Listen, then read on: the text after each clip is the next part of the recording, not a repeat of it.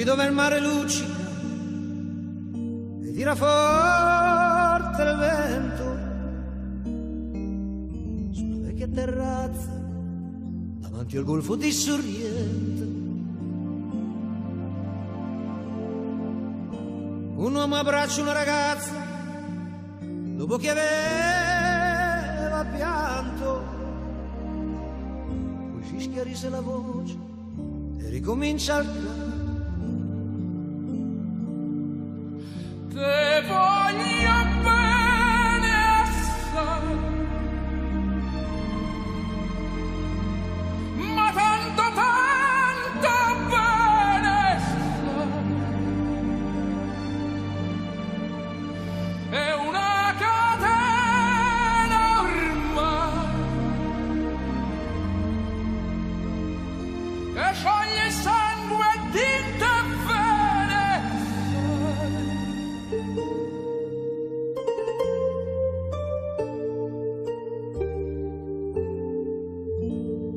Vide le luci in mezzo al mare, pensò le notti là in America, ma erano solo il lampare e la bianca scia di un'elica.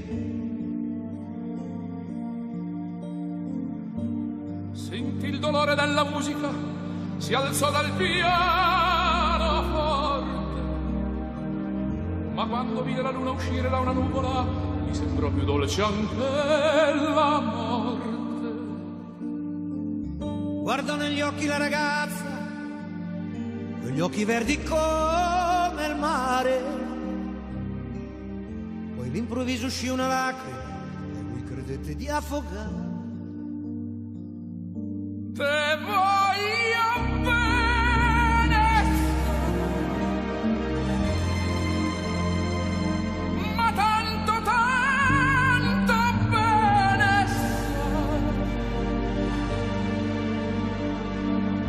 È una catena ormai che scioglie il sangue e rende bene sa.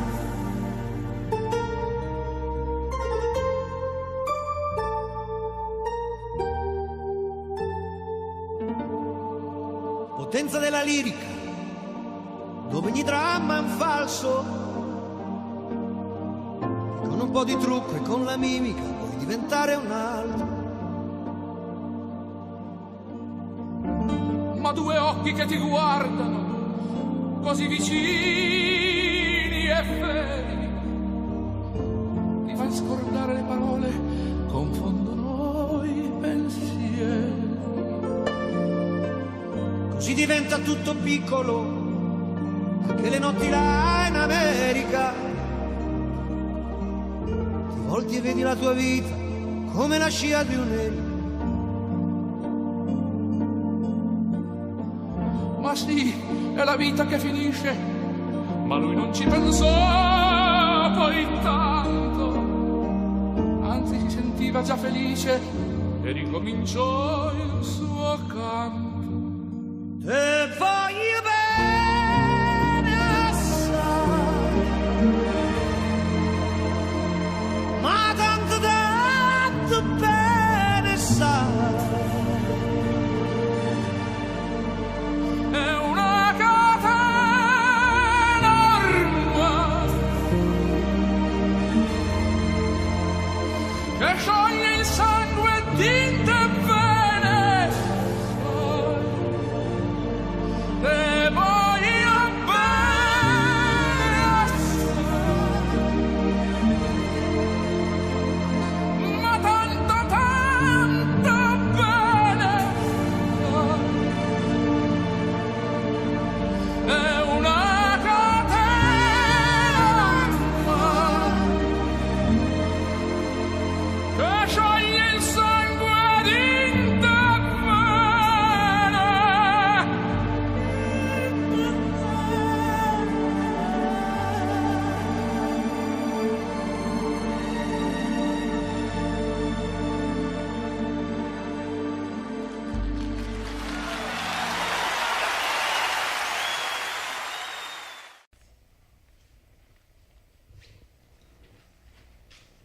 안녕하십니까. 계획전실장 김기희입니다.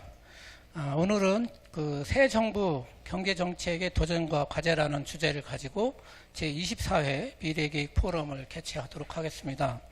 먼저 오늘 공동 주최기관인 미래정책연구회 상임 공동대표이신 김영진 대표님께서 인사 말씀 하시겠습니다. 네, 안녕하세요. 네. 우리 미래정책연구회가 얼마 전 대천에서 교수님들 한 30여 분 모이셔서 이렇게 새롭게 출범을 하게 됐습니다. 오늘 첫 행사가 되겠는데 같이 공동 주최하는 행사입니다만은 이 미래기획포럼은 2015년 2월 6일 제1회 미래기획포럼으로 박경준 전 국회 사무총장이 시작을 한 이후에 오늘이 24회째입니다. 2년 5개월 동안에 거의 매월 한 번씩 이렇게 유명하신 분들, 안경환 전 장관 내정자, 또 조대엽 전 장관 내정자, 김기전 외교안보실 제2차장을 비롯한 많은 새 정부 들어서 많이 매스컴에 오르셨던 분들도 초청해서 오셨었고요. 오늘은 우리 지역 경제를 위해서 또 많이 애써주시고 지금 한국은행 대전 충남 본부장 전 북경사무소장을 역임하셨던 김한수 본부장님께서 한국 경제의 도전과 과제라는 주제로 이렇게 좋은 말씀을 해주시기로 했습니다. 또 굿모닝 충청에서 계속 생방송으로 이렇게 중계를 해주고 계신데 이렇게 24회 이르기까지 이 미래기획포럼이 잘 될 수 있도록 한 것은 우리 대전 세종연구원장으로 수고하고 계신 유지일 원장님의 노력으로 가능했던 것으로 생각하고 진심으로 감사를 드리고요. 하여튼 오늘 이 포럼을 통해서 많은 것을 느끼고 또 우리 새롭게 지난 5월 9일 날 새 정부가 문재인 대통령 정부가 출범을 했는데 우리가 지식인으로서 일조할 수 있도록 최선을 다했으면 좋겠습니다. 70%가 넘는 국민 지지를 바탕으로 해서 굉장히 많은 사회 변화상을 몸소 체험하고 있는데 잘 성공할 수 있도록 우리가 나름대로 역할을 좀 해야 되지 않겠느냐 생각을 합니다. 최근 우리나라에서도 많이 독자를 확보하고 있는 호모 사피엔스, 호모 데우스라는 저서를 가지고 있는 이스라엘 히브리 대학의 유발 하라리는 그런 얘기를 했습니다. 르네상스 이전에는 지식은 성경 곱하기 논증이었는데 르네상스 문예의 부흥 이후에는 지식이라는 것이 경험 곱하기 감수성이다. 경험도 중요하지만 그것을 받아들이는 감수성이 중요하다. 그런 의미에서 아까 이 음악도 좋은 음악을 유재일 원장님께서 선곡을 해주신 것 같습니다. 하여튼 오늘 귀한 발걸음 해주신 김한수 본부장님 좋은 말씀 부탁드리고요. 또 끝나고 고려회관에 만찬이 준비되어 있는데 같이 전원 참석하셔서 즐거운 정담 나누시면서 좋은 시간 가져주셨으면 좋겠습니다. 대단히 감사합니다.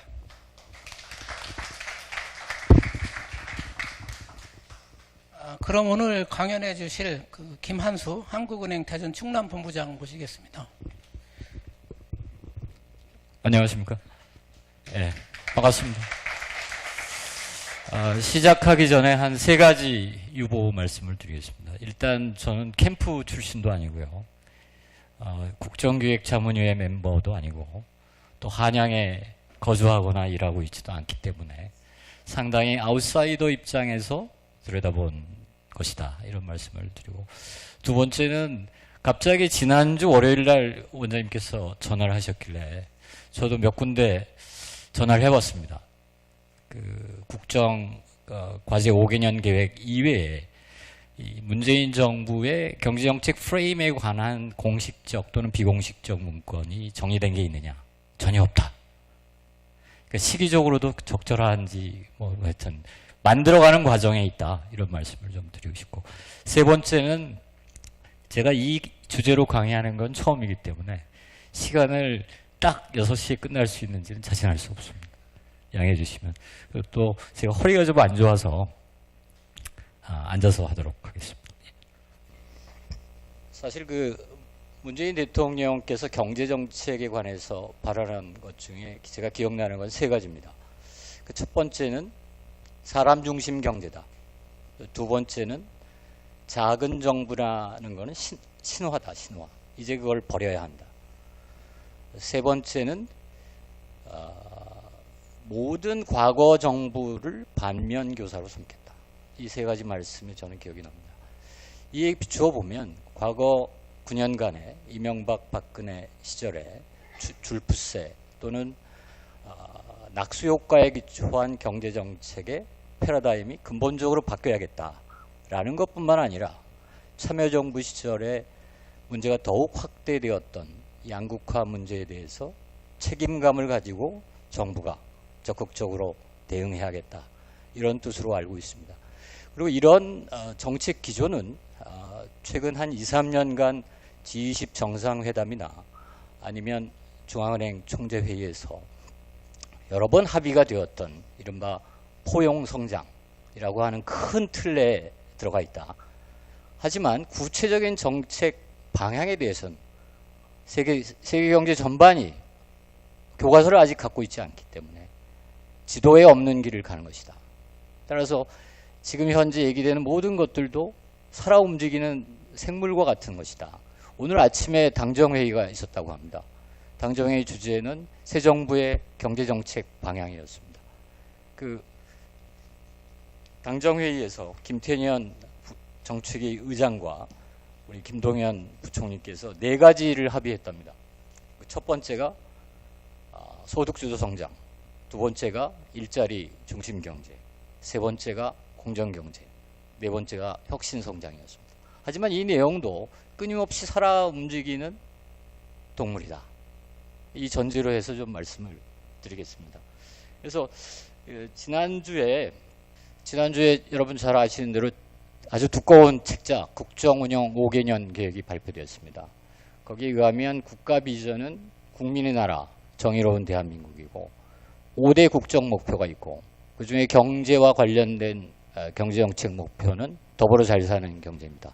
그리고 수많은 이제 그 20대 국정전략과 100대 국정과제가 나열식으로 되어 있는데 저희 경제와 관련한 걸 좀 뽑으면 키워드를 첫 번째는 소득주도, 두 번째는 혁신성장, 세 번째는 공정경제, 네 번째는 포용적 복지. 앞에 얘기했던 오늘 아침 당정회의에 했던 얘기하고 좀 비슷합니다. 근데 이 뒤에 나와 있는 많은 내용들은 언제 폐기되거나 바뀔 가능성이 매우 많기 때문에 이 일장에 관한 한 정부가 혹은 당국자들이 어떻게 이 구체적 내용을 채워가는지 좀 보고자 합니다. 다만 이 모든 논의의 출발점이 되었던 보고서를 하나 소개를 해드리면 이게 이제 그 ILO 국제기구의 이코노미스트인 오나란 앤 갈바니스가 전 세계 주요국을 대상으로 과연 전체 GNP에서 노동소득이 차지하는 비율, 이른바 노동소득 분배율이 상승하거나 하락하면 국민경제에 어떤 영향을 주느냐, 소비에, 또 투자에, 혹은 순수출에, 혹은 GDP 전반에 어떤 영향을 주느냐 쫙 그 리그레이션을 돌려본 결과입니다. 여기 보시면 제가 빨간 박스를 했습니다만 만일 노동소득 분배율이 1%포인트 악화가 되면 유로 지역은 승수 효과를 감안하면 GDP가 마이너스 0.1%포인트 줄어들고 미국은 마이너스 0.8%포인트, 우리나라는 마이너스 0.1%포인트 줄어든다는 겁니다. 뒤집으면 우리나라 GDP에서 노동소득이 차지하는 비중이 올라가면 우리나라의 GDP가 올라간다고 추정된 처음의 계량경제적 분석 결과입니다. 사실 국내에서 이른바 소득주도 성장 혹은 임금주도 성장 논의의 출발점이 되었던 건 이 논문이고요. 3년 전에 문재인 대통령께서 오프닝 세리머니를 하시고 지금 경제수석으로 돼 있는 홍장표 수석이 주제 발표를 했던 게 이 소득주도 성장인 겁니다. 그러니까 임금주도 성장에 우리나라의 자영업자가 한 500여만 되니까 그걸 감안해서 네이밍을 소득주도 성장이라고 한 것이죠. 그 근저에는 이 양극화와 저성장이라는 게 동전의 앞뒤와 같아서 양극화 문제를 해결해야 저성장의 질곡에서 벗어날 수 있다. 이 문제의식에 있는 겁니다. 그래서 이제 저희가 그 관점에서 우리 경제의 도전을 3가지 정도로 좀 나눠서 보겠습니다. 첫 번째는 우리 경제는 완전히 새로운 시대에 들어왔다. 특히 2008년 이후에 새로운 시대에 들어왔다. 그걸 혹자들은 뉴노멀 시대라고 합니다. 글로벌 경제뿐만 아니라 한국 경제 전반이 그러합니다. 그 부분을 주로 공급 사이드 측면에서 우선 보겠습니다. 두 번째는 우리 경제의 양극화가 어느 정도 심화되고 있고 그것이 우리 경제 전반에 어떤 임플리케이션을 갖고 있는지. 세 번째는 2008년 이후에 똑같은 전환이 있는데 그게 글로벌라이제이션의 변화입니다. 이게 한 30년간 지속되어 왔던 글로벌라이제이션의 물결이 일종의 터닝 포인트에 왔다. 이 세 가지 정도로 저는 우리 경제의 변곡점을 분석하고 있는데 각각 말씀을 좀 드려보겠습니다. 뉴노멀 시대의 특징은 여러분 잘 아시는 대로 저성장입니다. 이 그래프에서 보듯이 1인당 GDP는 2만 달러 내에서 왔다 갔다 하고 있고 또 성장률은 2%대까지 떨어졌습니다. 여러 가지 원인이 있습니다. 그걸 좀 각각 들여다보겠습니다. 첫 번째는 이 그래프는 지난 2주 전에 한국은행이 잠재 성장률을 새로 추계해서 발표한 겁니다.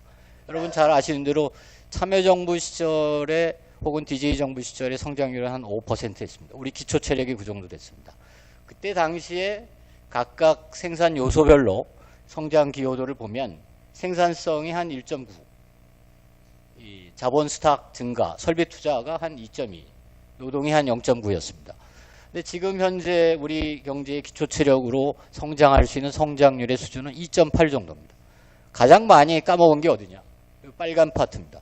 그러니까 매년 생산성 증가로 GDP 성장을 했던 게 과거 10여 년 전에 1.9였다면 지금은 0.7로 떨어진 거죠. 왜 그러냐? 논란이 많습니다. 하여튼 그게 이 잠재 GDP뿐만 아니라 우리나라 광공업의 요소 생산성 통계도 나타납니다. 이 빨간 선이 대기업 제조업들의 요소 생산성인데 2011년부터 이 요소 생산성 증가율이 마이너스 영역으로 전환됩니다. 그러니까 우리 경제 전반이 생산성 샥에 빠져 있다는 겁니다. 또 하나는 우리 경제는 2011년 전후부터 R&D 대국이 됐습니다. GDP 대비 비율로 보면 글로벌 넘버원 국가입니다. 우리 경제의 GDP의 4.2%를 R&D에 쓰고 있습니다. 반면에 우리 경제가 1인당 시간당 GDP로 측정한 이른바 생산성으로 보면 R&D는 1등이지만 생산성 순위는 31등입니다. 이 얘기는 우리나라 R&D에서 투자된 지적재산권이 장롱면허거나 아니면 특정 선도기업의 이렇게 그 트랩에 빠져 있어서 스피로오버가 전혀 발생하지 않다는 얘기입니다. 아니면 정부 출연연구기관의 특허가 뭔가 something wrong, 잘못되어 있다는 겁니다. 그래서 우리는 그걸 R&D 퍼즐이라고 부릅니다. 세 번째는 여러분 잘 아시는 대로 우리가 2006년부터 16년까지 한 11년 동안 이 저출산 고령화를 예방하기 위한 예산을 101조를 썼습니다. 102조를.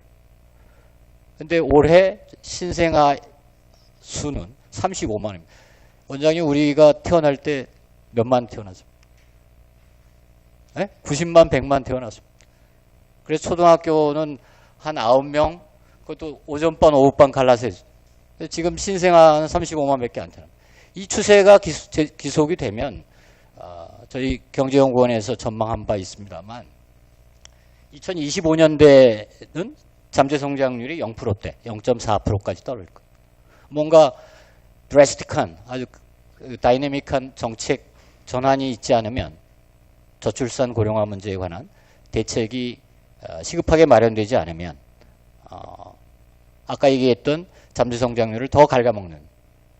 거기에 더해서 지지난주에 저희 대전 충남본부가 인구 절벽과 지방 감소 그 리스크 평가 보고서를 냈습니다만 전역이 지방 소멸 리스크에 직면해 있습니다. 그러니까 실제로 우리나라 평균 출산율을 1.3명 정도 보는데요. 서울은 1.0밖에 안 됩니다. 근데 반면에 다른 지방은 1.4, 1.5.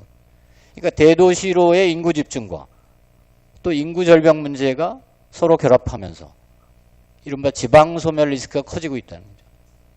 이러한 전체적인 뉴노멀 시대의 그 팩터의 변동들은 우리 경제의 저성장을 상당히 구조화하고 있다고 말씀드릴 수 있겠습니다. 근데 문제는 여기에 그치지 않습니다. 양극화로 들어가 보겠습니다. 이 그래프 왼쪽을 보시면요. 미국의 경우에 주요 상위 10% 소득계층 기준으로 상위 10%가 차지하는 전체 소득에서의 비중이 1980년 중에 까만 선이 되겠습니다. 80년 레이건의 집권 이후부터 계속 급상승을 해요. 우리나라는 그게 이게 이제 콩민기 교수가 하신 건데요. 김낙년 교수가 한 거는 90년대 중반부터 요게 터닝, 이게 위쪽으로 올라가고요. 이 콩민기 교수가 한 건 90년대 말부터 추세적으로 상위 10%가 전체 소득에서 차지하는 비중이 계속 올라가고 있습니다. 충남도 마찬가지입니다. 이 전체 소득에서의 소득 불균형이 확대되고 있을 뿐만 아니라 이 글로벌라이제이션과 이른바 숙련 편향적 기술 진보. 그러니까 기술 진보가 이루어지면 숙련을 가지고 있는 사람, 학력이 높은 사람, 기술이 있는 사람만 해피하고 그렇지 않은 사람은 언해피한 상황이 되는 거예요. 이른바 임금 프리미엄이 올라간다는 얘기인데 그렇게 숙련 임금 프리미엄이 올라가면 저학력이거나 숙련이 없는 사람들의 임금, 전체 임금이 총 임금에 차지하는 비중이 떨어지게 됩니다. 이 그래프를 보시면 이게 회색이 전국이고요. 이게 충남인데 이 전체 임금 총액에서 저학력 근로자가 차지하는 임금 비중입니다. 이게 95년에는 75%, 70% 중반이었는데 이게 최근에는 50%대까지 떨어졌습니다.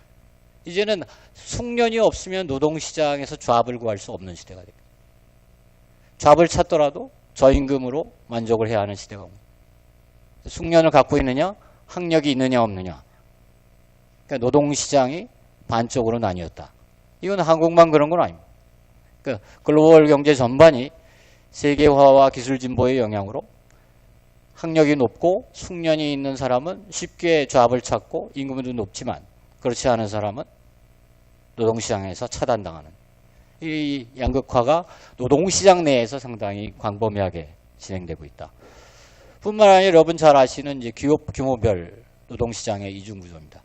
쭉 보시면 90년대부터 중소기업의 임금이 대기업 근로자에 대한 임금에 대한 비율이 75% 수준에서 계속 떨어져서 2008년 위기 직전까지는 60% 초반대까지 내려왔습니다. 물론 이제 위기 이후에는 여러분 잘 아시는 조선해운 쪽의 구조조정이 상당히 광범위하게 진행되면서 지금 현대도 어렵습니다만 하여튼 삼성 빼고는 별로 다 안 좋습니다. 대기업들이. 그렇기 때문에 거대 기업의 임금도 크게 많이 오르지 않았습니다. 그래서 둘의 격차가 만만하게 가고 충남의 경우에는 이 격차가 계속 확대돼 이유 중에 하나는 조선해운과 같은 구조조정 업종이 저희 전무하기 때문에 그렇습니다. 전반적으로 노동시장의 이중구조가 학력, 숙련뿐만 아니라 기업 규모별로도 가속화되고 있다. 잘 아시는 얘기가 되겠습니다. 거기에 더해서 우리나라는 자영업자가 굉장히 많은 일종의 자영업이라는 섹터는 제가 그런 말 자주 씁니다만 최종 고용 섹터입니다. 이른바 employer of the last resort. 그래서 일자리 잃은 모든 근로자들이 다 창업을 하죠. 3년 만에 70%가 망하죠. 에도 불구하고 창업을 합니다. 그렇기 때문에 이 자영업의 과잉 공급하에서 자영업자의 수익은 거의 변동이 없어요. 반면에 임금근로자의 수입은 많이 올랐기 때문에 자영업자 수입의 임금근로자 대비 소득 비중이 계속 하락하고 있습니다. 2000년대만 해도 그게 한 89%, 90% 가까이 됐었는데 지금은 60%대로 전국의 경우에 떨어진 상황입니다. 거기에 더해서 최근에 이제 우리 고령화가 급속하게 진행되면서 소득 분위를 크게 이제 1분위부터 5분위까지 보지 않습니까? 하위 20%부터 상위 20%까지 보면 하위 20%에서 가난한 사람, 하위 20%에서 고령층이 차지하는 비중이 70%입니다. 그러니까 하위 20% 인구 10명 중에 7명이 다 65세 이상이에요. 이게 우리나라의 양극화 문제는 굉장히 중증적인 거죠.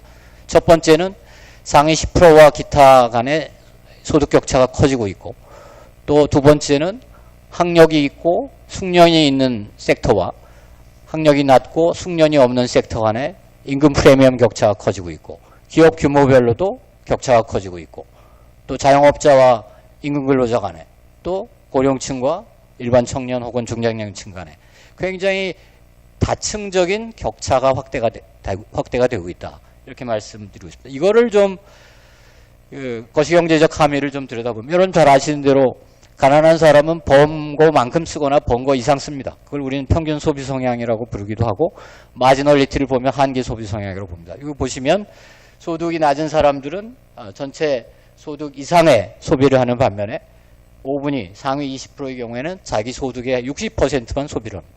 그래서 만일 이 저소득 계층의 비중이 줄어들면 줄어들수록 전체 국민의 평균 소비 성향은 떨어질 수밖에 없는 거죠. 민간 소비를 댐프닝, 약화시키는 역할을 할 수밖에 없다. 또 소비뿐만 아니라 부채가 문제네요. 우리나라 부채의 특징을 들여다보면 소득 분위별로 소득이 낮은 계층일수록 부채 비율과 원리금 상환 비율이 높습니다. 그리고 소득이 낮은 계층일수록 이 부동산 구입보다는 생활을 하기 위해서 부채를 조달하는 거예요. 그리고 이들 대부분이 하위 20%에 해당하는 계층들이 은행에 대한 접근이 안 됩니다. 대부분 비은행 대출을 하죠.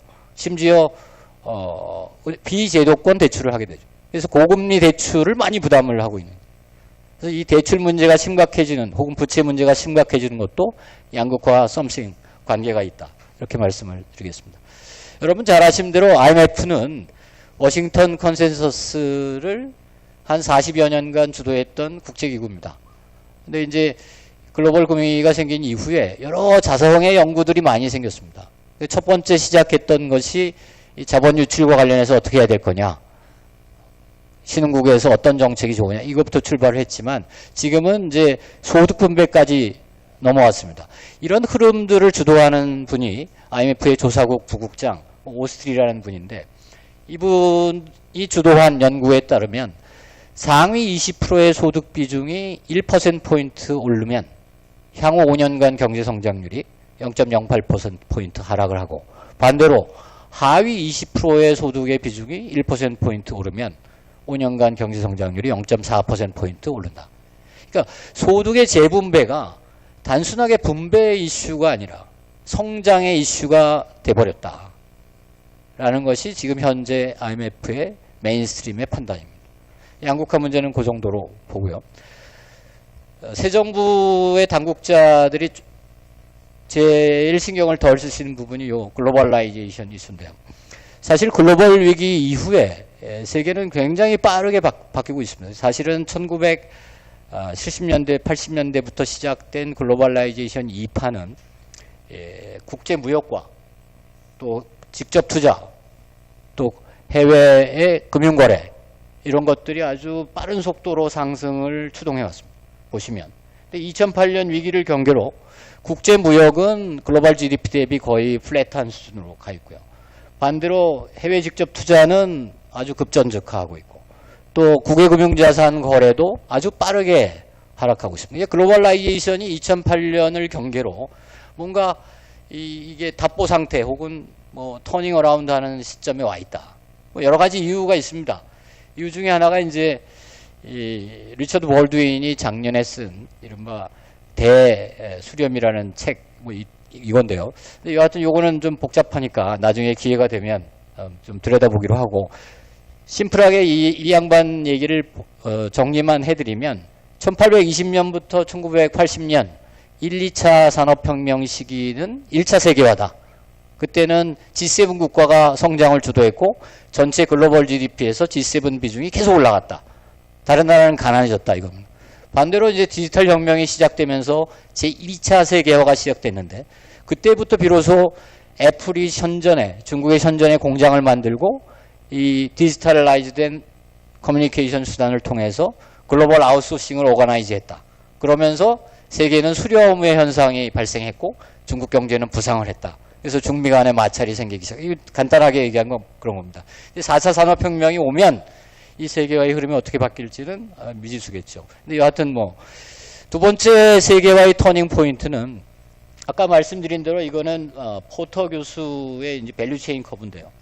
애플사를 기준으로 보면 애플사가 실리콘밸리에 있는 애플의 본사가 요 업스트림하고 백스트림에 이른바 R&D와 뭐 마케팅 이런 것들을 다 기획을 합니다. 그리고 한국의 삼성전자와 LG가 디스플레이와 반도체를 애플 휴대폰에 공급을 하죠. 실제 제조 공정은 중국의 9개 성에 있는 12개 공장에서 조립 가공이 됩니다. 이게 디지털 혁명 시기의 글로벌라이제이션이었는데 2008년 위기가 생긴 이후에 어떤 변화가 생기고 있느냐. 중국의 경우에는 이걸 위로 쳐 올라가고 있습니다. 이전에 동아시아, 이른바 한국과 대만과 일본이 만들었던 부품들을 디스플레이, 여러분 잘 아시는 디스플레이들은 이제 지금 중국에서 다 만들고 있죠. 반도체 사업 투자하고 있죠. 위로 올라오고 있습니다. 또 이전에 중국이 추격형 전략을 했다면 지금은 기술 수준이 안 되는 부분은 M&A를 해서 사버립니다. 그래서 이 업스트림하고 백스트림에 있는 회사를 M&A를 통해서 이른바 추격형 전략에서 혁신형 전략으로 바꾸는 거예요. 중국은 이렇게 위로 치고 올라오고 있는 반면에 미국이나 독일은 아래로 치고 내려오고 있습니다. 여러분 잘 아시는 아디다스가 2015년에 스피드 팩토리라고 하는 공장을 독일에 열었습니다. 아디다스 혼자 한 게 아니라 독일 정부하고 같이 이른바 인더스트리 4.0 계획에 따라 오픈된 공장인데 그에 따르면 거기 종업원이 50명밖에 안 됩니다. 근데 다품종 대량 생산을 합니다. 여러분이 인터넷에 이렇게 주문을 하면 일주일 만에 배송되어서 신발이 날라옵니다. 지금 아디다스가 동아시아에 있는 공장의 종업원 수를 다 카운트하면 100만 명입니다. 100만 명. 근데 이 스피드 팩토리가 일반화되면 이 100만 명이 근무하는 동아시아 공장이 필요 없게 됩니다. 다시 얘기하면 신흥국은 4차 산업혁명을 통해서 스마트 공장을 통해서 이 조립 가공 생산 공정을 리쇼링을 할 수 있는 여건이 만들어지기 시작했다. 그래서 이 밸류체인 전체가 굉장히 빠른 속도로 요동을 치고 있다. 이렇게 말씀을 좀 드리고 있습니다. 이걸 조금 더 보시면 아까 중국의 차이나 인사이드 말씀드렸습니다. 이거는 우리가 박정희 시대 때 했던 일본산 부품 소재를 자입하는 그게 우리 영어로는 차이나 인사이드라고 부르는데 요거는 이제 중국의 GVC 지수라고 해서 전체 중국의 최종 수요에서 수입 중간재가 차지하는 비중을 나타내는 비율입니다. 이걸 보시면 2008년 이 글로벌 위기를 경계로 이게 급전직하하고 있습니다. 그러니까 자립화가 아주 빠른 속도로 진행되고 있다는 뜻입니다. 그 얘기는 뒤집으면 우리가 그동안 중국에 중간재를 공급해왔고 부품을 공급해왔는데 이것들을 중국산으로 다 바꾸고 있다는 거죠. 그렇게 되면 이제 동아시아의 교육 자체가 이 산업 내 교육 자체가 상당히 위축될 수밖에 없는 것이고 그 이전에 이른바 슈퍼랠리, 이른바 슈퍼사이클은 없어지는 거예요. 사실 위기 이전에 동아시아의 교육 증가율은 한 15%에서 20%를 왔다 갔다 했습니다. 그리고 1993년에 우리나라와 중국과의 수교가 이루어진 이후에 2008년까지 한 20여 년간 우리나라의 대중중간재 수출은 21% 증가했습니다. 연평균 증가율은 그랬습니다. 이런 시대가 끝났다는 거죠.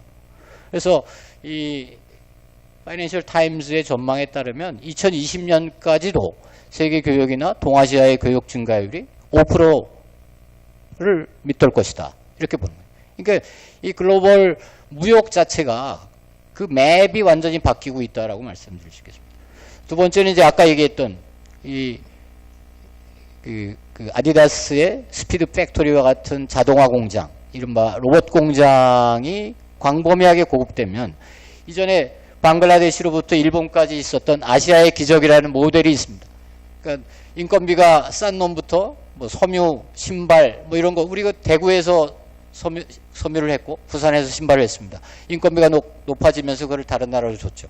그래서 쭉 가서 그게 방글라데시까지 가 있는데 이 동아시아의 발전 모델 자체가 브레이크다운, 붕괴가 돼버린다.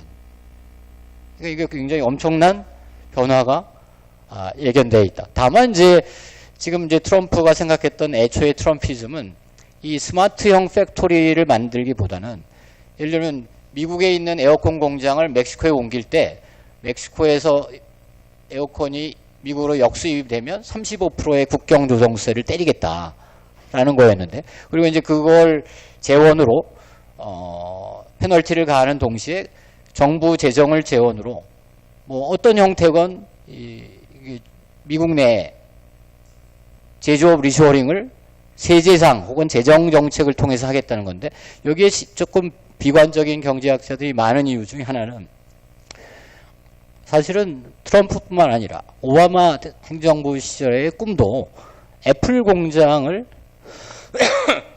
그것도 제조 공장을 미국 내에 짓는 거였습니다. 근데 이제 그걸 좀 애플의 원가를 좀 아이폰 7을 기준으로 보면 아이폰 7의 소매 단가가 $650인데요. 현재 중국에서 제조할 경우에 제조 비용은 $250입니다. 근데 만일 그걸 미국에다 공장을 짓게 되면 대당 한 80 내지 $90의 추가 원가가 발생합니다. 그래서 트럼프가 만일 이걸 재정 정책을 통해서 애플의 제조 공장을 미국에 리쇼어링 하려면 한 대당 $90가 든다는 거죠. 근데 이제 미국의 제조업이라는 게 애플 하나만 있는 것도 아니고 다른 제조업을 다 리쇼어링을 하기 위해서 이른바 재정정책 수단을 사용한다면 미국 재정이 거덜날 수밖에 없기 때문에 이 코스는 불가능하다. 그러니까 선진국에서 리쇼어링, 제조업 리쇼어링이 되려면 그 길은 오직 스마트 팩토리, 4차 산업혁명밖에 없다. 그 속도가 얼마나 빠르냐가 문제가 되겠죠. 여하튼 그 정도. 이 부분은 좀 마감을 하겠습니다. 세 번째는 뭐 여러분 잘 아시는 트럼피즘, 브렉시트 같은 퍼퓰리즘입니다. 여기 도니 로드릭이라고 하는 로드릭이라는 유명한 이 교수인데요. 이분이 이제 최근에 7월 달에 복스라고 하는 그 잡지에 기고한 겁니다. 이게 전 세계에 있는 모든 그 퍼퓰리즘 정당이 하나만 있어도 전 세계 모든 정당을 다 모아가지고 수정을 해봤더니 퍼퓰리즘 정당에 대한 지지도가 한 현재 25% 정도. 그걸 나라별로 좀 쪼개봤더니 서유럽의 경우에는 우파 포퓰리즘 정당이 좀 많고 남미의 경우에는 좌파 포퓰리즘 정당이 많다. 이 이유는 서유럽은 이민 문제가 많기 때문에 주로 우파 포퓰리즘이 득세를 하고 남미 쪽은 무역 자본 개방 문제가 크기 때문에 좌파 포퓰리즘이 득세한다. 그리고 로드릭은 이제 미국에 대해서는 이렇게 얘기했습니다. 샌더스건 트럼프건 좋은 의미의 포퓰리스트인데 미국이 양자가 경쟁했던 이유 중에 하나, 물론 이제 클린턴이 본선에 나갔습니다만 양자가 경쟁했던 이유 중에 하나는 미국은 무역 개방과 함께 이민 문제 이런 것들이 다 중첩되어 있기 때문이다. 그래서 이 포퓰리즘 문제가 프랑스가 정권 교체가 좀 무난히 되면서 뭐 수거 있는 것 같지만 이게 굉장히 내연성이 높은 인화성이 높은 아주 잠복해 있는 이슈다. 이렇게 지적을 하고 있습니다. 이유 중에 하나는 여러분 잘 아는 대로 이 블루 엘리펀트 때문이죠. 여러분 잘 아시는 대로 밀라노비치라고 하는 월드뱅크의 유명한 수석 이코노미스트가 글로벌 이니퀄리티라는 책을 냈습니다. 세계는 왜 불평등해졌는가라는 책 이름으로 국내에 번역되어 있습니다. 이게 이제 세계와 20년 동안 누가 가난해졌고 누가 부자가 됐는지 잘 아시는 대로 중국의 중산층 또 앵글로색슨 경제의 슈퍼리치 여기는 해피하고 그렇지 않은 이른바 G7 국가의 중산층 혹은 중하층들은 실질 소득이 거의 정체되어 있다. 뭐 이런 것이 결국은 트럼피즘을 낳고 전 세계의 포퓰리스트적 정치 경향 혹은 민주주의에 대한 불신들을 가져오는 이 세 가지 문제가 여전히 내장되어 있기 때문에 우리가 생각하는 과거 30년간의 세계화 시대는 다시 금방 돌아오기는 어렵다. 이렇게 좀 정리해서 말씀을 좀 드리겠습니다. 그럼 이 세 가지 이슈를 중심으로 놓고 양극화 이거 완화 대책은 있는가? 그 쟁점이 도대체 뭐냐? 뉴노멀 시대의 낮은 성장과 낮은 생산성 문제, 출구가 있느냐? 이 글로벌라이제이션의 알력 하에서 우리 경제의 생존 방법은 뭐냐? 또 이걸 전부 하는 게 결국은 국가일 텐데 문재인 대통령께서 작은 정부라는 신화는 이제 버리겠다고 하셨는데 큰 정부로 가겠다는 말씀인데 과연 어떤 큰 정부가 필요한 거냐? 최근 그 변양균 전 장관이 썼던 경제 철학의 전환과 관련해서 이 네 가지 이슈를 좀 말씀을 드려보겠습니다. 사실 새 정부의 경제 정책에 대해서 정리된 자료가 없기 때문에 제가 신문 쪼가리를 몇 개 오렸습니다. 장하성 실장이 이른바 추경 편성 관련해서 기자회견을 했습니다. 그때 뭐라고 했냐면 소득 격차와 실업률 문제가 재난 수준이다. 재난 수준이다. 이 소득 격차와 관련해서 일단 추경 편성을 통해서 대응을 하고 정부 차원의 구조적 대책을 시급히 마련하겠다. 이렇게 얘기를 했습니다. 그리고 최저임금 문제가 타결된 이후에 경제수석이 되신 홍장표 수석께서 하신 말씀은 가게가 잘 사는 게 우리의 꿈이다. 이걸 어떻게 할 것이냐가 우리 정책 목표다. 그러니까 문제는 어떻게 하느냐가 하는 거죠. 그리고 최근에 이제 증세 논쟁이 있었습니다.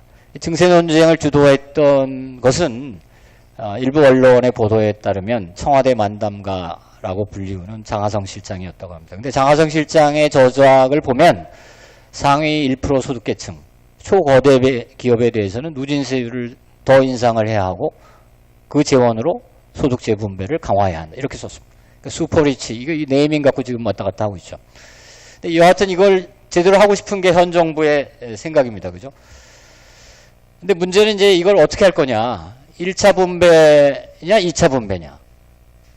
그리고 이걸 노동소득 분배로 올릴 거냐, 임금격차를 완화할 거냐. 그 재원은 뭐냐. 뭐 이게 관건인데요. 일단 1차냐, 2차냐와 관련해서 이 표를 좀 보시면 요거는 우리나라 GDP에서 근로자가 갖고 가는 임금, 자영업자가 가져가는 소득을 GDP로 남은 겁니다. 쭉 보시면 이 빨간 선이 한국입니다. 이게 80년에는 이게 한 80% 넘다가 지금 한 60%까지 떨어졌습니다. 아주 추세적인 하락세를 보입니다. 여러 가지 이유가 있죠. 근로자의 임금이 비중이 준 탓도 있고 자영업자가 콜랩스된 이유도 있고 여하튼 이 콜랩스된 상황 하에서 우리 경제는 어떻게 했느냐. 참여정부 때 노무현 대통령께서 하신 말씀이 있습니다. 이미 권력은 시장으로 넘어갔다. 시장에 정부가 들어가지는 않겠다. 대신 했던 게 뭐냐면 사회복지 지출을 엄청 많이 늘렸습니다. 여기 보시면 이 빨간 선이 전체 GDP에서 차지하는 복지 지출의 우리나라 비중입니다. 이게 OECD고요. 이 노무현 정부 이전만 해도 5%가 안 됐습니다. 그러니까 우리 복지 지출이 GDP 대비 비율이 5%가 안 됩니다. 노무현 정부 이후부터 혹은 DJ 정부 말기부터 이게 빠른 속도로 늘어났죠. 근데 그럼에도 불구하고 우리나라 GDP에서 민간 소비가 차지하는 비율은 뭐 거의 변화가 없습니다. 그러니까 이걸 저희 일부 사회복지학자, 우리 국내 사회복지학자들은 우리나라 복지 지출, 사회 지출이 잔여성이 있다. 잔여성. 리지듀얼리티가 있다. 도대체 시장을 움직이는 힘도 없고 국민들의 복지를 증진시키는 효과도 없고 겨우 땜질 정도 하는 거다. 현재에서 문제의 관건은 한편으로는 사회복지 지출을 늘리는 것도 중요하지만 1차 시장, 이른바 근로자의 임금, 자영업자의 소득을 어떻게 하면 높일 수 있을까? 이 투 트랙으로 진행되지 않으면 안 된다 하는 것이 현 정부 담당자들의 시각인 것 같아요. 물론 이제 김상조 위원장도 취임사에서 1차 분배가 중요하다는 걸 강조했지만 1차 분배만으로 되는 게 아니기 때문에 증세 문제가 제기가 됐고 증세와 1차 분배 문제를 같이 해결해야만 양극화나 이 소비 문제를 해결할 수 있는 단초를 만들 수 있다. 이렇게 얘기할 수 있겠습니다. 두 번째는 이제 임금 격차냐 재산 격차냐 하는 문제인데요. 장하성 실장의 한국자본주의 1, 2를 보면 우리 경제의 불평등 문제는 모두 임금 격차에 있다고. 그러니까 자산 격차는 별 문제가 안 된다. 국민이 그냥 각 집 하나씩 갖고 있는데 갖고 있는 집이 뭐가 크게 문제다. 이런 문제의식을 갖고 계십니다. 근데 일부 제외에 있는 많은 분들은 또 다른 걱정을 합니다. 이게 언론에 나온 걸 조금 모아보고 국회의원들 발표한 보시면 우리나라 여기 파란 게 이제 근로소득 증가율이고, 이게 저희가 한국은행이 편제하는 국민대차대조표에 나와 있는 토지 등 비생산 자산의 가격 변동률입니다. 이 빨간 선이 훨씬 더 빠르게 움직이거든요. 이 임금은 찔끔 오르고 토지나 아파트 가격은 빠르게 오르기 때문에 과연 임금 격차 문제를 해소한다고 해서 우리나라의 경제적 격차 문제가 해결될 것이냐. 그리고 여기 또 보시면 이건 정동영 의원실에서 낸 건데, 과거 50년간 토지 가격 상승액이 한 6,700조 되는데, 그게 이제 상위 1%, 상위 5%, 10%가 다 가져갔다. 왜? 저도 땅 한 평 없으니까, 저도 집 한 채 갖고 있으니까, 이게 일반 국민한테 갈 수가 없는 거예요. 요거는 이제 재윤경 의원실에서 낸 건데, 이거는 조금 제가 보기에는 오류가 있어 보이긴 하는데, 피케티가 하는 국민자산, 순자산 GDP 배율이 이 경제적 불평등을 가장 디터미닝하는 팩터인데요. 그러니까 GDP, 국민소득에 비해서 국민 자산의 규모가 크면 클수록 경제적 불평등이 커질 수 있다라는 것인데, 하여튼 재윤경 의원실에서 시사낸 바에 따르면 다른 나라 선진국보다 매우 높다. 8.2배다. 굉장히 심각하다. 그래서 임금만을 중심으로 경제적 격차를 해소하다가는 큰 코 다칠 수도 있다라고 하는 게 아웃사이더들의 생각이다. 이렇게 말씀을 드리겠습니다. 이건 또 증세 문제인데. 두 번째는 이제 저성장 문제인데요. 이게 간단치가 않습니다. 그리고 현 정부에서도 이게 구체적이고 아주 체계적인 어떤 솔루션을 갖고 있다고 저는 보지는 않고 있습니다. 다만 현 정부에서는 일단 기업 생태계를 현재의 거대 기업, 재벌 주도형해서 보다 좀 개방적인 형태의 중소기업, 벤처 주도의 혁신 생태계로 바꾸면 이 저성장 문제를 해결할 수 있고 또 4차 산업혁명에 대비할 수 있는 거 아니냐라는 생각을 갖고 있는 것 같습니다. 이거 보시면 우리 기업들이 뭐 안 좋습니다. 우리가 통상 좀비 기업이라고 불리우는 한계 기업 비중이 계속 빠른 속도로 증가하고 있고, 제조업도 상황이 요새 뭐 이 반도체 호황 때문에 좋아지긴 했습니다만 상황이 상당히 안 좋은 상태긴 한데, 과연 이제 그게 될 거냐 하는 문제죠. 물론 맞는 측면이 있습니다. 왜냐하면 이 기업 규모별 영업이익률을 보면 대기업과 중소기업 격차가 큰데, 반면에 매출은 높지만 이 고용 효과가 상당히 중소기업에서 낮기 때문에 이른바 낙수 효과가 굉장히 소멸되거나 제한적으로 바뀌었다. 그런 점에서 이 생태계를 바꾸는 건 무엇보다 중요하고, 또 특히 이제 홍장표 교수가 2015년에 이제 그 양반이 주로 관심 있는 게 이 가치 생산 네트워크입니다. 그래서 대기업 이 선단의 맨 앞에 있는 대기업과 벤더 1, 2, 3차 기업들의 네트워크 구조를 분석을 하는 건데, 이 양반이 했던 건 뭐냐면 이 현대와 삼성과 이들 기업이 10억 원을 투자했을 때 이 고용 유발 효과가 하청 1, 2, 3차 벤더 업체까지 얼마만큼 스피로버 될 것이냐를 추정해 본 건데요. 이게 보시면 대기업 본사하고 1차 벤더에 국한되어 있다는 얘기죠. 그러니까 이 대기업이 잘 되면 국민 경제가 잘 되지는 않는 것 같고, 대기업 본사나 1차 벤더 정도까지만 영향이 있는 것 같다. 그래서 이걸 혁파하는 게, 이 생태계를 바꿔내는 게 우리 기업의, 우리 민간 부분의 저생산성, 저성장 버틀렉을 완화하는 첩경이다. 이렇게 보시는 것 같아요. 근데 문제는 뭐냐면, 통상 이제 우리나라 전체 중소제조업, 300인 미만 기준의 중소제조업 중에 한 50%가 대기업의 하청업체고요. 50% 정도는 이제 독자적으로 사업을 하는 분들입니다. 근데 이 중소제조업을 업체 수 기준으로 좀 봤더니, 이제 파란 거는 이제 업체 수인데, 전국의 중소기업 중에 제조업 중소업체 수는 10%밖에 안 돼요. 그 뒤집으면 하청 중소제조업체는 전체 중소기업의 5%밖에 안 돼요. 또 이거를 종업원 수로 보면 22%. 그러면 이제 하청 중소제조업체의 종업원은 한 10% 된다. 또 매출액 기준으로 보면 한 25%니까 하청은 그 반인 한 12, 3%. 또 부가가치는 한 28% 되니까 하청은 그 반인 한 14%. 그러니까 하청 중소업체의 문제를 푼다고 해서 우리 기업 생태계의 문제가 풀리는 것만은 아니다. 그리고 기업 규모별 노동시장의 이중구조가 만일 문제다라고 했을 때 그게 과연 거대 재벌기업과 그와 연관된 하청 중소기업만의 문제냐? 꼭 그런 것만은 아니다. 우리 경제는 더 넓고 굉장히 복잡한 문제들이 있다. 이렇게 좀 말씀을 드리는 정도로 요거는 넘어가겠습니다. 세 번째 쟁점과 과제 중에 하나는 글로벌라이제이션이 바뀌고 있다는 건데요. 때문에 우리 경제도 중장기적으로 이 수출입 의존도의 축소가 자이건 타이건 불가피합니다. 여러분 보시듯이 이 1960년부터 우리 경제는 GDP 대비 수출입 비율이 떨어진 적이 별로 없을 정도로 추세적으로 상승을 해왔습니다. 그래서 수출입을 합하면 한 100%가 넘는. 워낙 인구도 작고 자원도 없고 하니까 수출입 의존도가 커왔던 건 맞는데 그게 또 글로벌라이제이션의 흐름과 그렇게 배치된 것도 아니기 때문에 문제가 없었는데 이제 이게 터닝 어라운드 하고 있기 때문에 감수해야 할 코스트가 생겼다.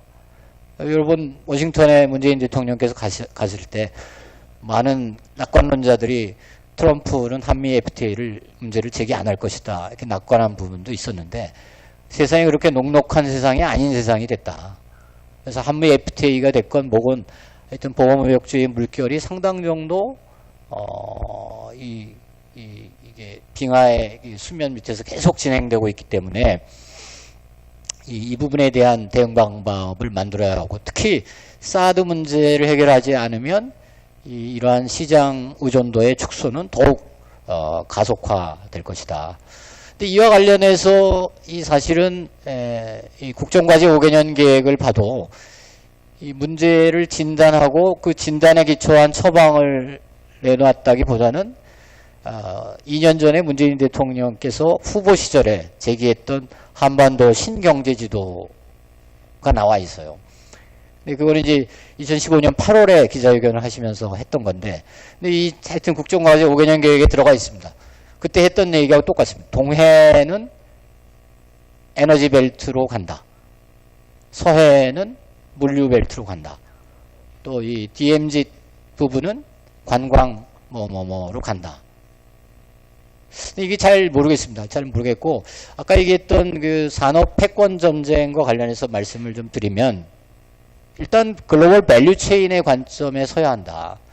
산업 정책의 관점에 서야 한다. 그런 측면에서 보면 한국은 아디다스처럼 스마트 공장을 만드는 데 주력을 해야 하고 또 북한과의 경제 협력과 관련해서는 지금 베트남에 있는 삼성전자 법인이 종업원수가 10만 명이고요.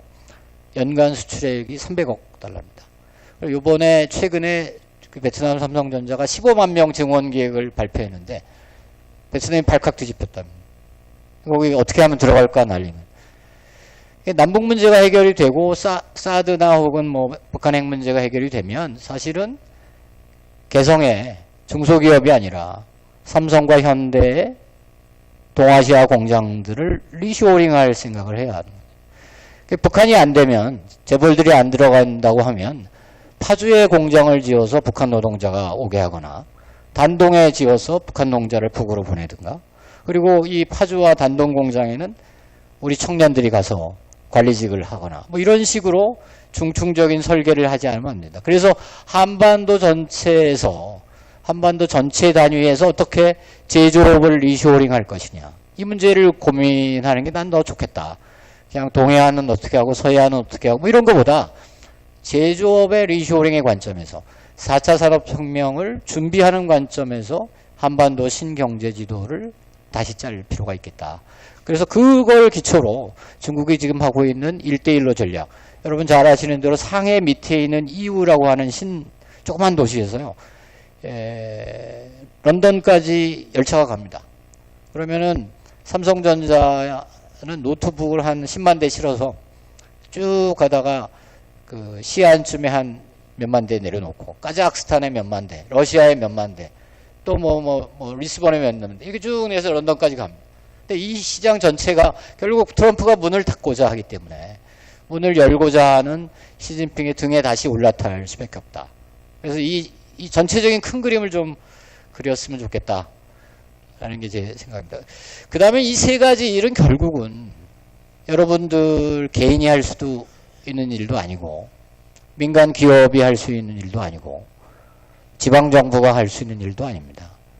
결국은 정부가 할 일인데 정부는 어떤 정부가 돼야 되느냐, 어떤 정부가 돼야 되느냐. 이게 이제 최근에 경제 철학이 전환이라고 하는 변양균 장관의 책자 때문에 일부 식자들 간의 논쟁이 있습니다. 변양균 장관의 논쟁을 간단하게 설명을 드리면 20세기는 케인지안의 시대다. 케인즈식 국가라고 하는 것은 시장이 망가졌을 때 시장을 창출하고 수요를 관리하는 정책을 하는 큰 정부다. 근데 지금은 4차 산업혁명의 시대이기 때문에 이 수요를 창출하고 관리만 해갖고는 안 된다. 공급 사이드의 혁신을 해야 한다. 그래야 혁신이 이루어져야 4차 산업혁명에서 낙오가 되지 않는다. 그래서 이제 케인즈식 국가는 끝내고 슈페터식 국가로 가야 한다. 소득주도 성장에는 별로 적극적인 지지를 하지는 않는 입장이시죠. 근데 이걸 뭐 학문적으로 말씀드릴 수도 또 있겠는데 저는 이거를 좀 미국의 경제사 100년을 보면서 좀 말씀을 드리겠습니다. 여러분 그 알쓸 신잡이라는 드라마 보십니까? 그 정재승 교수 아시죠? 이 왼쪽에 있는 사람은 에디슨입니다. 이른바 슈페터를 실천한 1920년대 GE 제너럴 일렉트릭의 초대 회장이었죠. 그 정재승의 말에 따르면 이 양반은 발명가였지만 사실은 뭐 기업가였죠. 그래서 이 양반이 2000개의 특허를 갖고 있는데 여러분이 지금 쓰고 있는 냉장고, 다리미, 세탁기 모든 게 이 양반 손에 만들어요. 그러니까 20세기에 쓰는 여러분들이 쓰는 모든 것들이 다 이 양반 손에 의해서 만들어요. 이른바 슈페터적 혁신을 실천한 분. 오른쪽에 있는 루즈벨트 대통령은 대공황이 나면서 케인즈적 혁신을 실천한 분이에요. 첫 번째는 노동조합 육성을 장려했고 두 번째는 법인세, 소득세, 상속세 왕창 인상해서 그걸 다 재분배했었고 실질임금 인상을 주도했고 두 분을 좀 그래프로 좀 설명을 드리면 이게 1920년대부터 2014, 15년까지 미국의 총 요소 생산성의 10년간의 연평균 증가율을 그린 그래프입니다. 아까 말씀드린 이 에디슨 지휘회장이 1920년대에 모든 걸 만든 다음부터 이른바 전기혁명이 시작된 건데요. 이 전기혁명 기간 동안 전체적으로 미국 경제는 한 연평균 한 2 내지 3%의 생산성 상승을 보였습니다. 이른바 미국의 황금기 자본주의의 물질적 토대는 에디슨에 의해서 만들어진 슈페터적 혁신에 의해서 만들어진 그리고 이 루즈벨트 대통령이 했던 일은 20년대까지만 해도 자동차도 있었고 냉장고도 있었고 다리미도 있었고 세탁기도 있었지만 1920년대 미국 경제를 보면 그거는 슈퍼 1%, 슈퍼 리치만 쓰는 소비재였습니다. 사치성 소비재. 그 사치성 소비재를 대중 소비재로 만든 양반이 이 루즈벨트 대통령.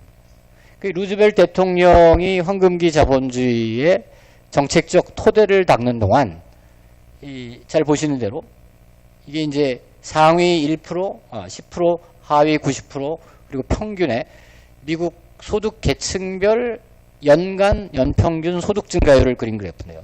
여기 보시면 1948년 이 루즈벨트는 이때 죽었죠.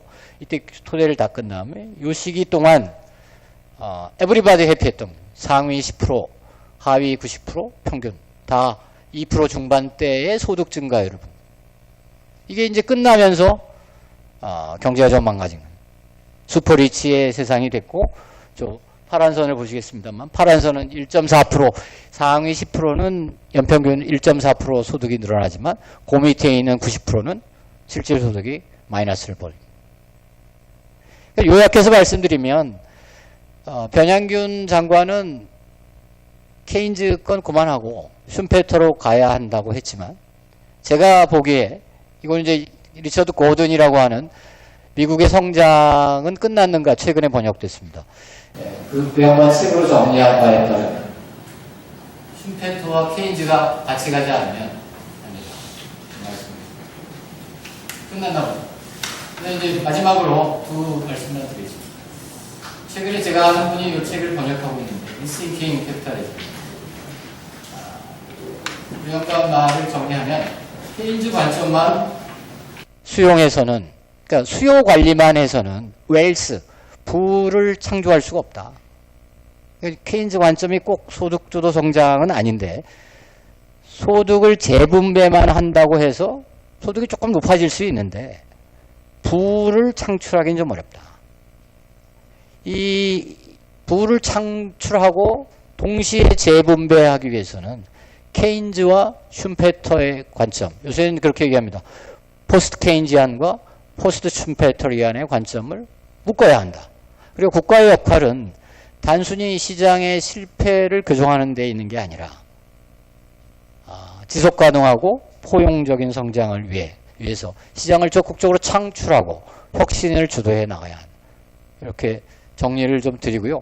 그 다음에 4차 산업혁명 얘기를 하도 공포에 가깝게 얘기하는 분이 많아서 4차 산업혁명이 오면 미국에 몇 천만 개의 일자리가 없어지고 그 비슷한 고민을 1930년도에 케인즈라고 하는 걸출한 경제학자가 있습니다. 이 7장밖에 안 되는 메모 비슷한 페이퍼인데요. 이 논문 제목은 우리 손주들의 경제적 가능성. 이게 1930년이라고 하는 건 대공황식입니다. 그죠? 세계가 다 망할 것 같은 시기. 이 양반이 했던 얘기가 영국 경제에서 매년 고정 투자가 2%씩 증가하고 이렇게 되면 1930년으로부터의 100년 이후 2030년쯤 되면 자본 스톡과 생활 수준이 지금보다 8배 정도 좋아질 것이다. 제가 잘 기억이 안 나는데 그렇게 되면 일주일에 한 20시간 정도밖에 일을 안 해도 될 것이다. 그러면 인류 탄생 이래 처음으로 가장 새로운 현실적이고 영구적인 문제, 풍요의 문제에 직면할 것이다. 도대체 내가 이 남는 시간을 어디다 쓸 거냐? 어떻게 활용을 해야 현명하고 유쾌하게 쓸 거냐? 풍요롭게 살 것이냐? 이걸 고민할 것이다. 그러니까 굶주림에 고민하기보다는 그러니까 과학기술과 혁신과 혁명, 산업혁명이라는 건 좋은 것이다. 이런 얘기를 하셨길래 마지막으로 좀 붙이면서 마치도록 하겠습니다. 5분 초과했나요? 예, 마치겠습니다.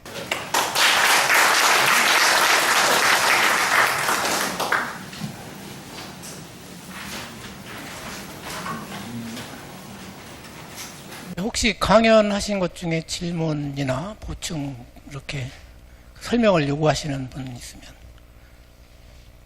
한두 분 정도. 네.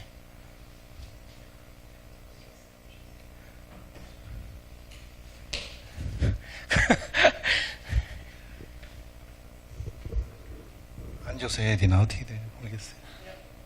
예, 본부장님 잘 들었습니다. 오늘 또 많은 걸 배웠는데 한편으로는 너무나 혼란스럽고 본부장님도 말씀하신 대로 미래가 어떻게 전개될지 모르고 기존 학자들의 이론도 좀 상충되면서 불확실성이 지금 내재되어 있잖아요. 근데 저는 얼마 전에 이제 4차 산업혁명이라는 문제를 놓고 이제 학자들하고 토론을 하고 있었는데 지금 우리가 생각하는 케인즈형이 됐든 슈페터형이 됐든 그런 그 모델형 개발이 4차 산업혁명에 오면 무용지물이 될 것이다. 우리가 생각하는 그 이상으로 너무나 빠른 속도로 변화되는데 이 문제는 이제 그 이세돌하고 알파고가 바둑을 했잖아요. 근데 우리가 만드는 이 프로그램 그 알파고가 자기 스스로 학습을 한다는 겁니다. 그렇기 때문에 앞으로 4차 산업혁명 후에 우리가 만드는 그런 그 IR 그 로봇 인간, 그래서 그걸 로봇 사피엔스라고 하더라고요. 로봇 사피엔스라고 그러는데 이 4차 산업이 본격화되면 지구를 인류가 지배하는 것이 아니라 로봇들이 지배한다는 거예요. 그런 시대가 급격하게 빨리 온다고 그러더라고요. 그걸 생각해 보니까 그렇다고 해서 우리가 이런 노력을 멈출 수는 없지만 그런 것들이 또 한편에서 너무 급격하게 쓰나미 이상의 형태로 밀려오는데 그거를 대처하면서 오늘의 현실 문제를 같이 고민하면서 가야 되는 그런 시대 아닌가 그런 생각이 드네요. 예. 질문의 요지를 잘은 모르겠는데요. 제가 질문의 요지를 모르신다면 아니 네. 하여튼 정확하게는 모르겠는데 하여튼 말씀을 좀 드리면 사실은 요 4차 산업혁명 파트는 제 전문가는 아니고 정재승 박사가 요새 뭐 클래스인가 뭐 하여튼 하니까 좀 봐주시면 좋겠고 제 개인 생각은 4차 산업혁명의 특징은 슈밥도 그런 얘기했지만 4차 산업혁명의 유일한 예측 가능성은 예측 불가능하다라는 겁니다. 그러니까 predictably unpredictable하다. 내가 예측할 수 있는 유일한 거는 우리의 미래가 예측이 불가능하다는 거다. 저도 전적으로 동의를 하고. 근데 이제 그런 관점에서 보면 정부는 굉장히 혁신적이어야 하는 거죠. 정부가 인건비 올리고 공무원 늘리고 라고 하는 것에만 치중하면 안 되는 거예요. 정부는 굉장히 슈페터리안이어야 되는 거고 지금 중국의 4차 산업혁명 속도가 빠르고 독일의 속도가 빠른 거는 독일과 중국 정부가 슈페터리안 정책 기조를 갖고 있기 때문에 그런 거예요. 그러니까 우리나라는 아무것도 안 되고 있거든요. 지금. 드론조차 띄울 수 없는 나라예요. 그러니까 이 4차 산업혁명의 유일한 특징이 불가 예측성에 있다면 슈페터적 자기 파괴적 혁신의 자세를 갖는 정부. 그 정부가 굉장히 기묘하다. 정부 공무원들의 마인드셋을 완전히 뜯어고치지 않으면 안 된다. 동의합니다. 모든 걸 국가가 통제할 수 있잖아요. 그러니까 국가가 마음을 먹으면 정말 올인할 수 있고 완전히 거시적인 대대적인 혁신과 수술이 가능한데 지금 자유민주주의 국가에서 개인의 창의성이나 기업의 창의성을 최대한 인정하는 이런 한국적 그 자유주의 경제 체제 하에서 지금 말씀하신 대로 공무원들의 마인드 이런 것들이 같이 가면서 4차 산업의 unpredictable한 것들이 겹쳐서 저는 미래를 참 비관적으로 저는 볼 수밖에 없는 그런 상황인 것 같아요. 여하튼 뭐 꼭 사회주의 정부라 잘할 수 있는 건 아니고요. 독일 같은 경우에 아까 얘기했던 아디다스의 스피드 팩토리는 독일의 과학한림원 정부기관입니다. 그리고 독일의 그 지방정부, 하센인가 하여튼 지방정부, 그리고 아디다스의 합작품입니다. 아디다스 혼자 한 게 아닙니다. 이 문제는 정부가 무엇을 해야 할지, 정부가 손을 놓고 일지, 큰 정부로 가는데 큰 정부가 소득 재분배만 할지, 아니 무슨 일을 할지에 따라서 기업들의 미래가 달라지고 국민들의 미래가 달라진다. 그러니까 꼭 사회주의 정부만 그걸 잘할 수 있는 건 아니다. 이렇게 말씀. 예, 알겠습니다. 예, 뭐 끝없는 어떤 저기 토론의 주제인 것 같아요. 감사합니다. 오늘 발표하신 것 중에서요, 이제 양극화를 해소하는 방안 중에 하나의 방향이 대기업이 주도하는 어떤 모델에서 개방형 중소기업이 주도되는 혁신형 모델로 생태계 구축이 되면 좋겠다. 어떻게 좀 상당히 이제 어필하는 것 같아요. 근데 조금 그 다음에 이제 의문이, 그럼 그게 구체적으로 어떤 생태계를 말하는지 그게 좀 막연하거든요. 거기에 대해서 조금 더 말씀을 해주시면 좋겠습니다.